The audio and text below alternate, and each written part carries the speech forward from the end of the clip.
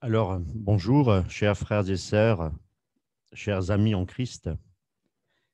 Aujourd'hui, le thème de ce message, cet enseignement s'intitule « Dieu vous appelle ». Alors, sans plus tarder, nous allons lire un passage biblique dans Genèse, chapitre 12, versets 1 à 4.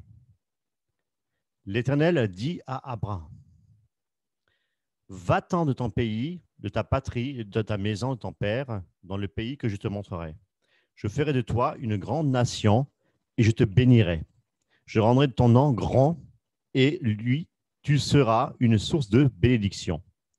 Je bénirai ceux qui te béniront et je maudirai ceux qui te maudiront. Et toutes les familles de la terre seront bénies en toi. Abraham partit comme l'Éternel le lui avait dit. Et Lot partit avec lui. Abraham était âgé de 75 ans lorsqu'il sortit de Charan. Alors, mes amis, notre Dieu ne dit et ne fait rien au hasard. Toute l'écriture est inspirée de Dieu, elle est utile pour notre instruction. L'histoire d'Abraham et de son appel devrait nous interpeller, à nous qui sommes ses enfants, les enfants de Dieu, disciples de Christ. Un disciple est discipliné pour pratiquer les œuvres bonnes que Dieu a préparées d'avance. Alors, je précise, non pas nos œuvres, mais les œuvres que Dieu a préparées. Alors, pourquoi Dieu nous a préparés à de bonnes œuvres? La Bible nous dit dans Éphésiens chapitre 2 verset 10, parce que nous sommes son ouvrage, mes amis. Or, être l'ouvrage de Dieu, c'est qu'il est le créateur. Et si Dieu est notre créateur, nous devons nous soumettre à lui, à notre créateur. Dieu nous a créés corps, âme et esprit. Alors, sous l'ancienne alliance, Dieu se manifestait dans le temple. L'Esprit de Dieu avait fait sa demeure dans le temple, dans le lieu très saint. Aujourd'hui, nous qui sommes son ouvrage, eh bien, l'Esprit de Dieu habite en nous. C'est Paul qui pose même la question aux Corinthiens. Ne savez-vous pas que vous êtes le temple de Dieu et que l'Esprit de Dieu habite en vous? Mes amis, je ne crois pas que nous sommes réellement conscients de cette parole, de ce verset biblique. Nous qui sommes la créature de Dieu, Dieu a fait sa demeure en nous par son esprit. Ce qu'il faut savoir, c'est que dans l'ancienne alliance, le Saint-Esprit se manifestait également, mais non pas d'une manière, on va dire, permanente, comme aujourd'hui. Le Saint-Esprit pouvait être retiré, ce qu'on appelle aussi l'onction de Dieu pouvait être retiré. Aujourd'hui, on peut l'étouffer, on peut attrister le Saint-Esprit à cause de notre comportement ou notre vaine manière de vivre, c'est-à-dire à travers, on va dire, notre désobéissance. Si nous sommes l'ouvrage et l'habitation de Dieu, bien, nous ne nous appartenons plus à nous-mêmes. Et c'est à quoi nous sommes appelés.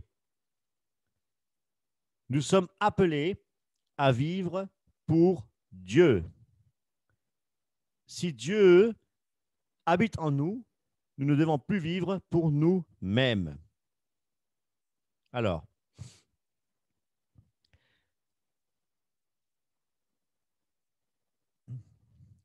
je vous donne un exemple me concernant. J'avais prié le Seigneur de me donner des avantages à mon lieu de travail pour faciliter les choses. Je ne rentre pas dans le détail. C'est personnel. Pour que je sois davantage préservé des choses de ce monde. C'était mon désir, ma prière. Ma chair réclamait cela. Je dis bien, ma chair réclamait cela. C'était moi qui le voulais. C'est pourquoi le Seigneur, par son esprit, m'a fait comprendre quelque chose de très important.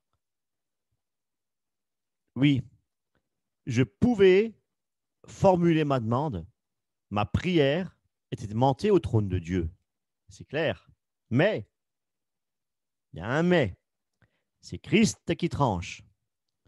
C'est la volonté de Dieu qui compte et non pas la mienne. Alors, ce qu'il faut savoir, c'est que Dieu veut notre bien. Un papa, oui. Est-ce qu'un papa voudrait le malheur de son fils? Alors, je ne pense pas. Certainement pas, je dirais même. Nous allons dans Luc, chapitre 22, verset 41. Je vous fais la lecture. Puis, il s'éloigna d'eux à la distance d'environ un jet de pierre. Et s'étant mis à genoux, il pria devant, disant, Père, si tu voulais éloigner de moi cette coupe, toutefois, que ma volonté ne se fasse pas, mais la tienne. Alors un ange lui apparut du ciel pour le fortifier. Nous voyons à travers cet enseignement que Christ, en tant qu'homme, Jésus, ne voulait pas souffrir physiquement. En tant qu'homme, comment aurions-nous personnellement réagi? Imaginons-nous persécutés. Nous devons renier le nom de Jésus-Christ et dans le cas contraire, nous devons subir des tortures inimaginables. Je ne sais pas, une machine, un exemple, une machine de torture à écartèlement. C'est-à-dire que nos 4 membres attachés et avec un treuil, une sorte de manivelle, eh bien, longuement et très lentement, oui, les bourreaux actionnent cette manivelle jusqu'à la rupture des membres.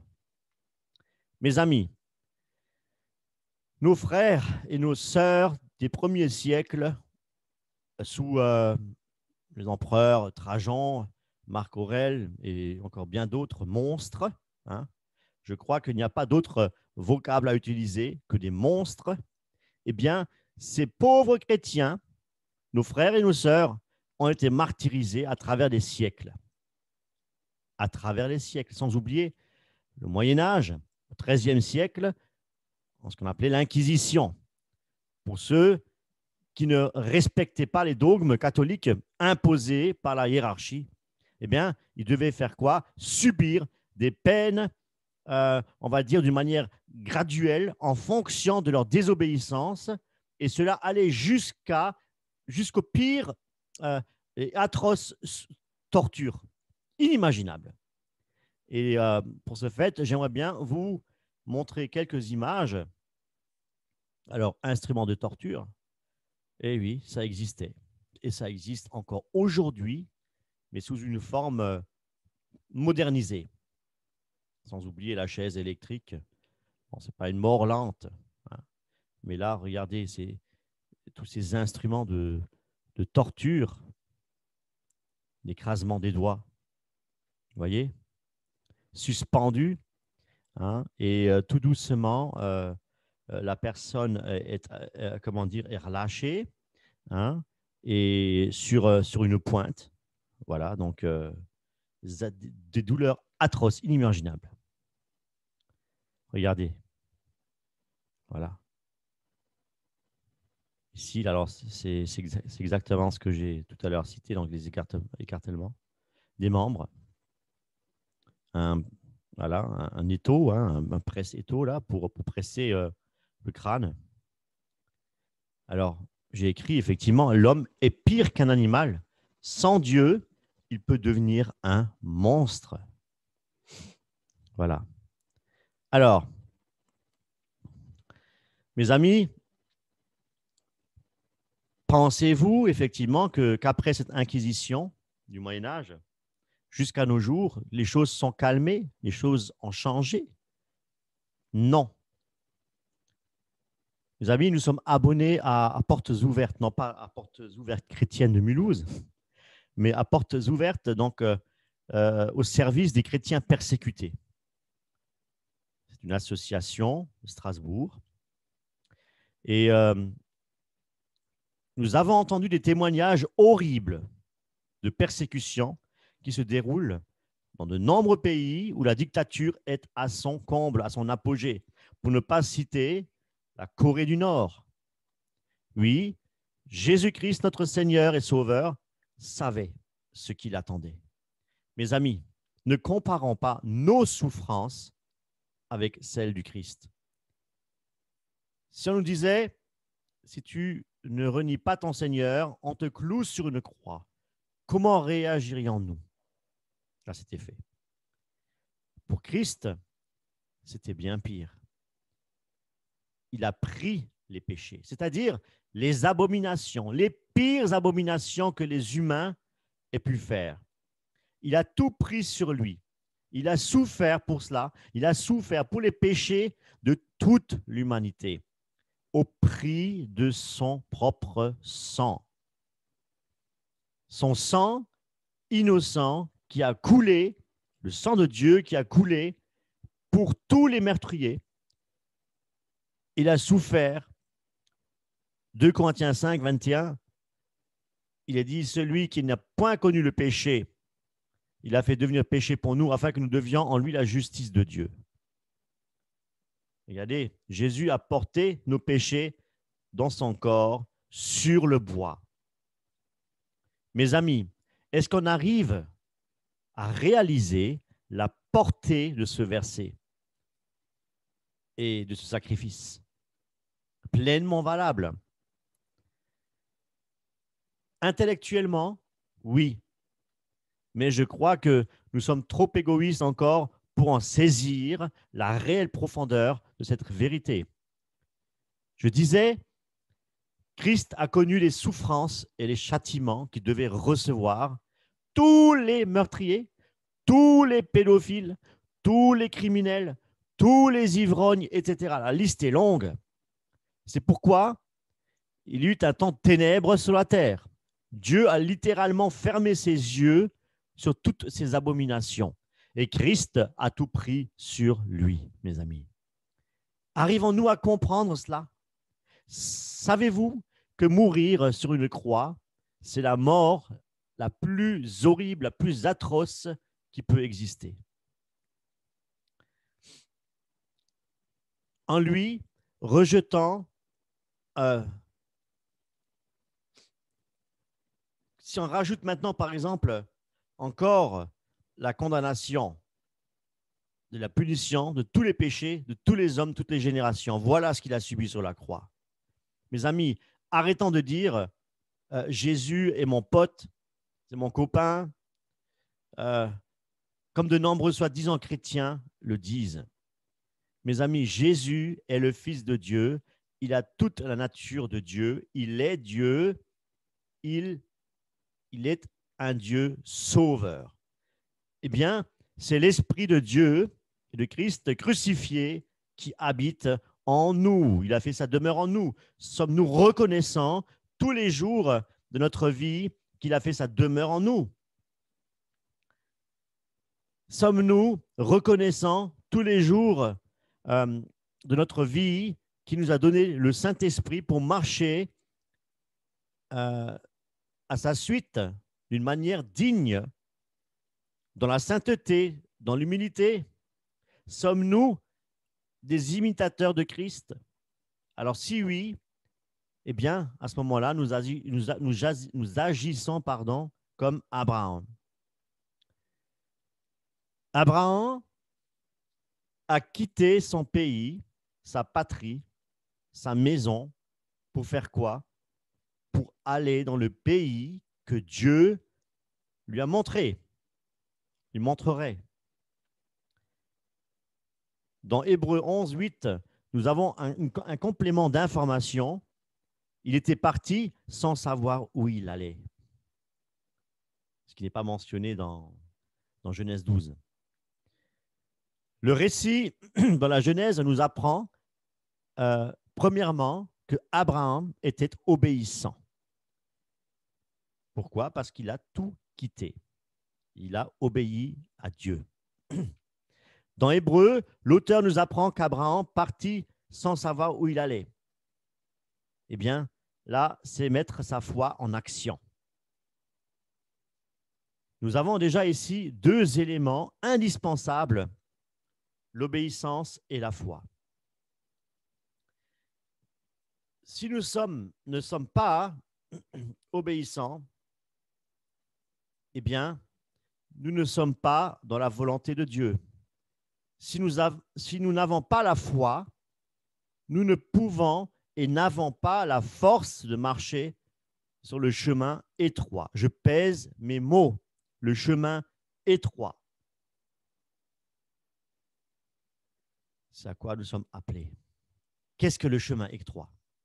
C'est le chemin de l'obéissance et de la foi.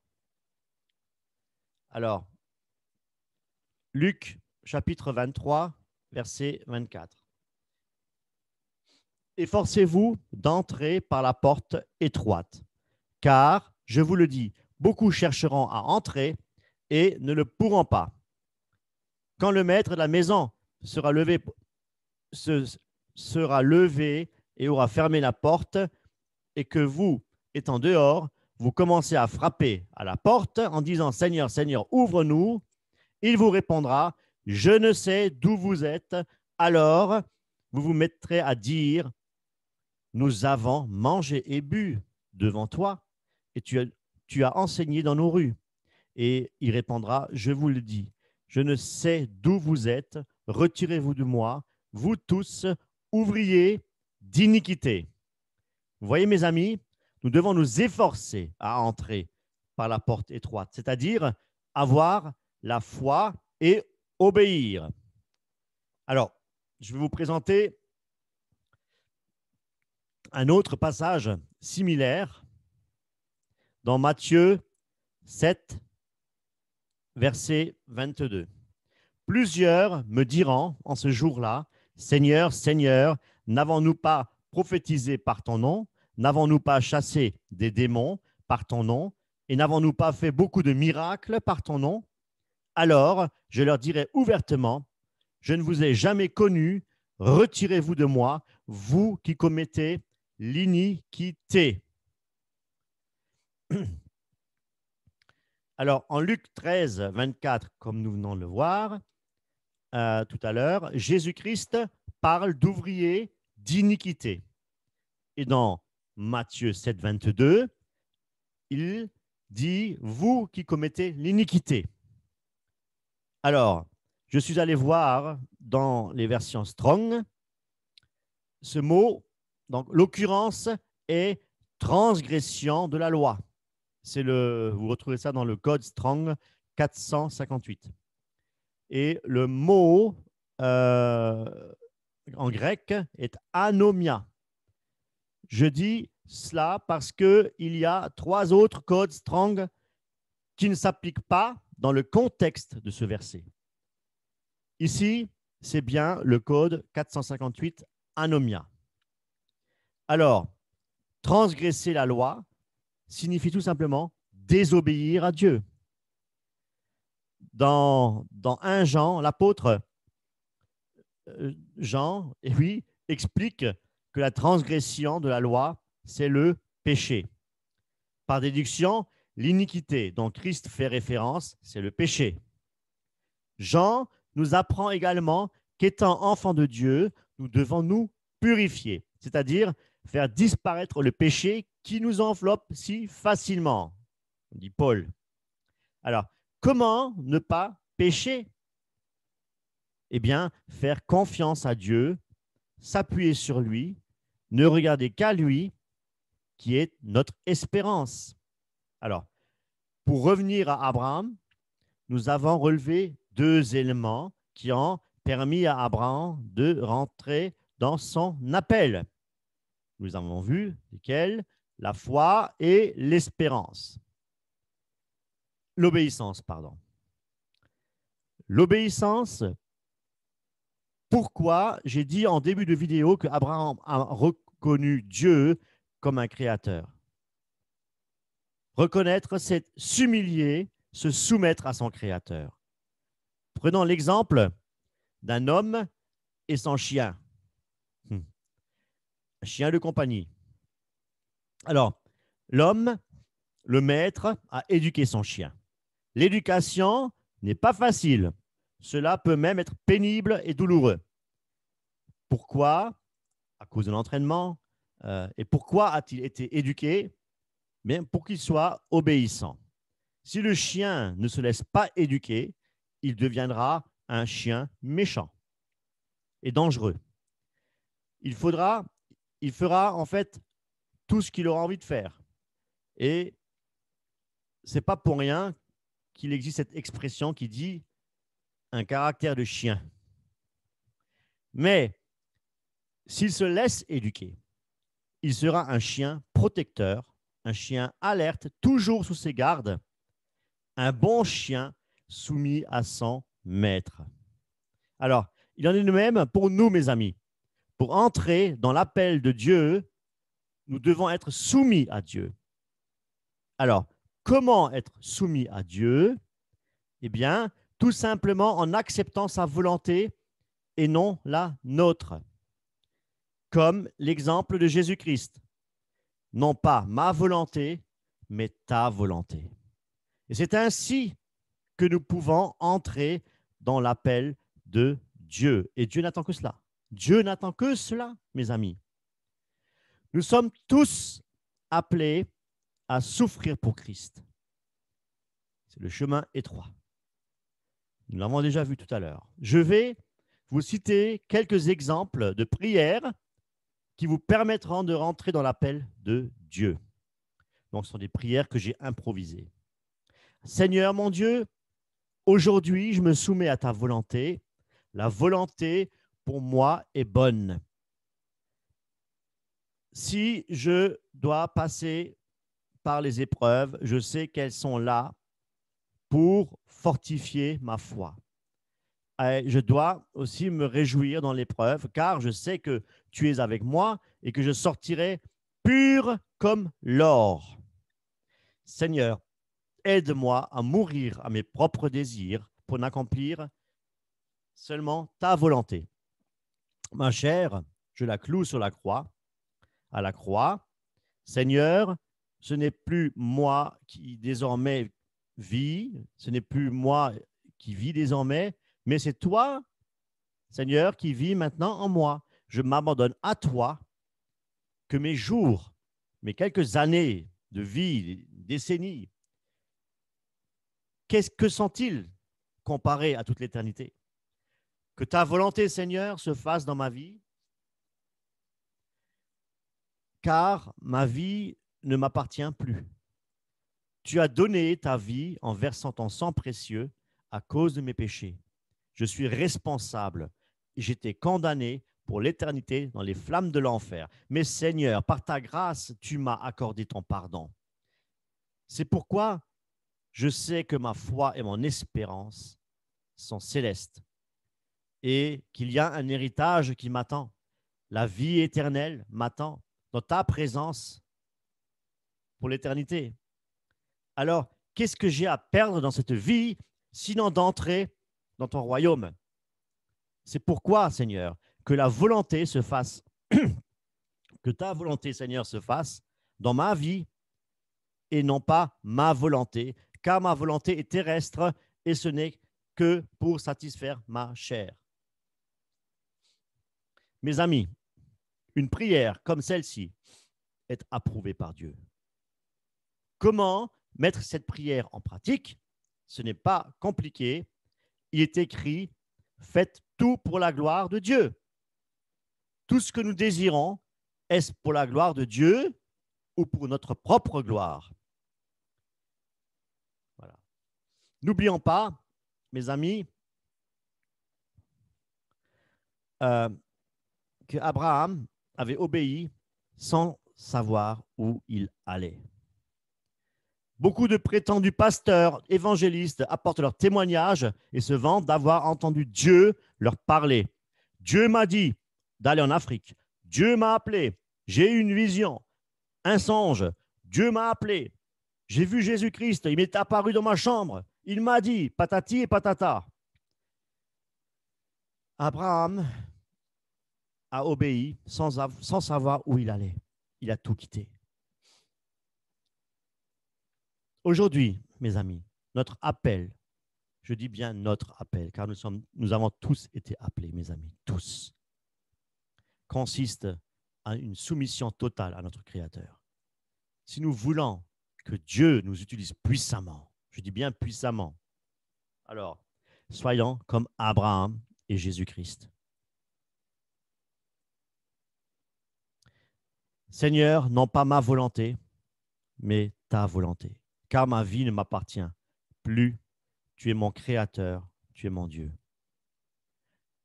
Je mets toute ma confiance, Seigneur, mon espérance, ma foi en toi. Comme Abraham, qui a mis son espérance et sa foi en toi. Eh bien, toi qui nous as promis un merveilleux héritage, la vie éternelle. Alors, mes amis, pour mettre en pratique, en application cette vérité biblique, eh bien, à partir d'aujourd'hui, ne disons plus « Seigneur, j'aimerais, je voudrais, ne permets pas, ne me prive pas, moi et moi », mais disons maintenant « Seigneur, je veux marcher dans la vérité » et la vérité consiste à me soumettre à ta volonté pour marcher en nouveauté de vie afin que là où tu m'envoies, que ce soit au travail, que ce soit, même si je n'ai pas la place que j'aimerais, mais là où toi tu me places, c'est la meilleure place pour annoncer ton évangile. Eh bien, mon cœur se réjouira, car tu me donneras la paix et le meilleur pour moi, afin que je puisse dire que toute chose concourt au bien pour ceux qui aiment Dieu. Mes amis, Daniel n'a pas fait sa volonté. Il a été emprisonné. Il a été jeté dans la fosse aux lions et dans les fournaises ardentes. Mais Dieu était à ses côtés et il en a toujours délivré. Mes amis, même si nous passons par la vallée de l'ombre de la mort, Dieu est avec nous. Mes amis, si vous faites la volonté de Dieu, Dieu sera avec vous. Il l'a promis. Il sera avec nous jusqu'à la fin du monde. Alors, j'aimerais encore vous lire Actes 14, 21. Quand ils eurent évangélisé cette ville et fait un certain nombre de disciples, ils retournèrent à Lystre et à Icône et à Antioche, fortifiant l'esprit des disciples, les exhortant à persévérer dans la foi et disant que c'est par beaucoup de tribulations qu'il nous faut entrer dans le royaume de Dieu. Mes amis, les tribulations sont le lot de tous les chrétiens. Notre appel, c'est de souffrir pour Christ, nous dit la Bible, pour annoncer sa parole selon sa volonté. Nous devons annoncer sa parole. Nous n'avons pas besoin de partir à l'autre bout du monde pour dire que nous sommes envoyés par Dieu en guérissant les malades, en chassant les démons, comme le font beaucoup d'apostats. Mais avec un orgueil démesuré, je le précise. Mais chez nous, il y a du travail autour de nous. Prions le Seigneur qui nous utilise selon sa volonté pour toucher les cœurs, que ce soit au travail, dans notre village, dans notre voisin, dans le cabinet du médecin, hein, que sa volonté se fasse. Parce que sa volonté à Dieu, hein, c'est que tous soient sauvés.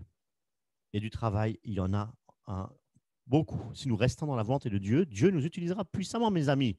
Alors, mes amis, n'attendez plus votre appel. Ne cherchez plus à savoir quel appel vous avez. Votre appel, c'est d'évangéliser, c'est de prêcher la bonne nouvelle. Et cet appel, vous l'avez, mais soumettez-vous à la volonté du Seigneur et il vous utilisera comme lui, il en a décidé. Croyez-moi, il parlera même à travers votre bouche. Il est tout puissant.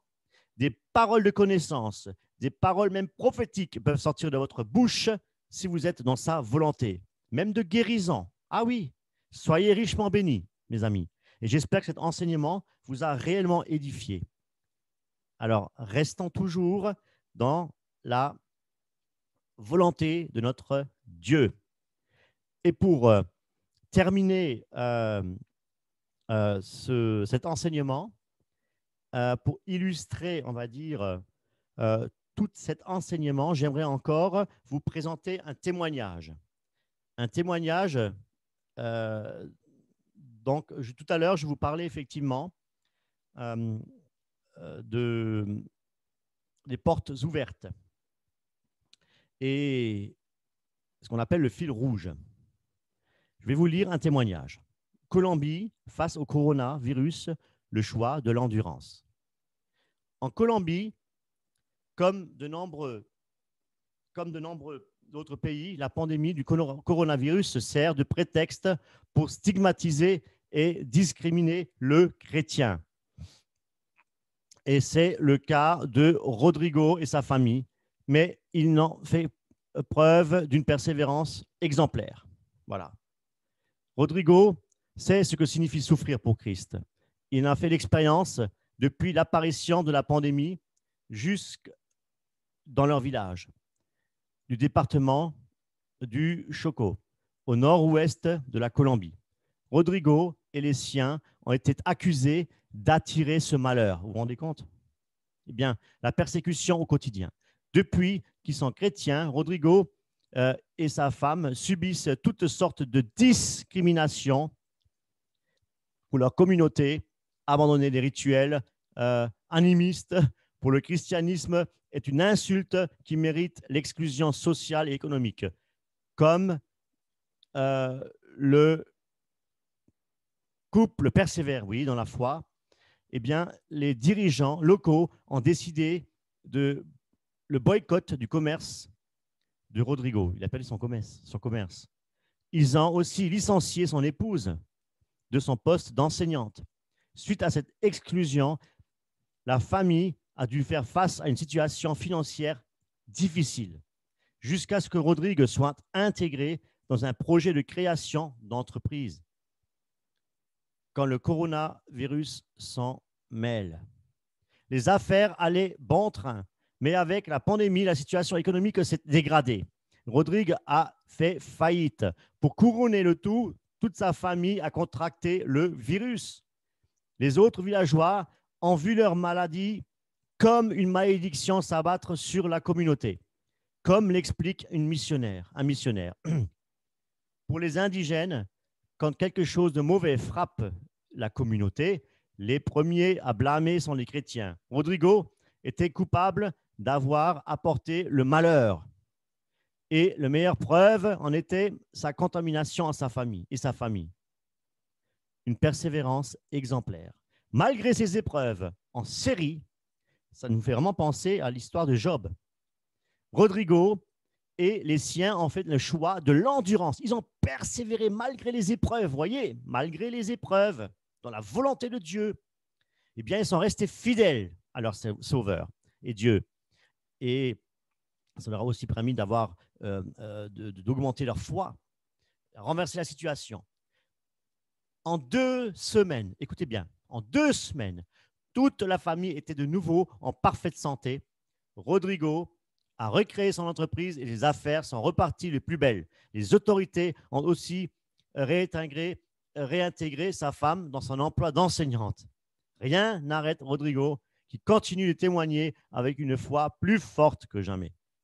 On peut lui dire que gloire à Dieu. Voilà. Que le Seigneur vous bénisse et soyez et restez dans la volonté de Dieu. Dieu veut vous utiliser puissamment. Vous êtes appelés par le Seigneur. Croyez-le. Restez dans la main du Seigneur. Dieu vous guidera. Il vous amènera là où vous devez aller, non pas là où vous voulez aller. Et non pas faire ce que vous voulez, mais faire ce que Dieu veut. Soyez bénis. Amen.